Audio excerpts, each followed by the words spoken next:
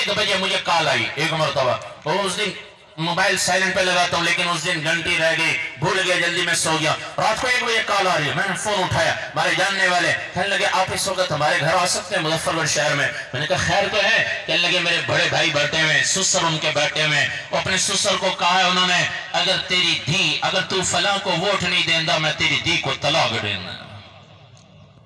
1 vote की पर्ची के पीछे तलाक, 1 वोट की पर्ची के पीछे भाई भाई से मुंह फेरे हुए, माँ बाप, माँ और बहन की गालियां एक दूसरे को दे रहे हैं।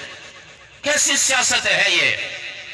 इसे दफन कर दो। हमारे नबी ने कलमा हमें सिखाया है, हम कलमे की वजह से भाई हैं। फिर खूनी रिश्ता, रिश्ते तोड़ना, मेरे नबी ने फरमाया, अल्लाह हज़रत अली रज़ी अल्लाह से फरमाया, अली रिश्ते ना तोड़ना, तलाक ना देना, तलाक ना देना।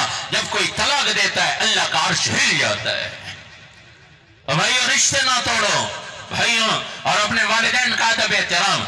जिसके वालिदैन नाराज हैं, मैं खास तौर पर तवज्जो रखें, खास तौर पर नौजवानों के सामने हाथ जोड़कर कहता हूं, जिनके माँ बाप नाराज हैं आज जाकर उनसे माफी मांगे, उनसे राजी नामा कर लें। रिश्तेदार नाराज है उनको राजी कर लें। अल्लाह के नबी ने फरमाया रिश्ते तोड़ने वाले की न तौबा कबूल है न दुआ कबूल है।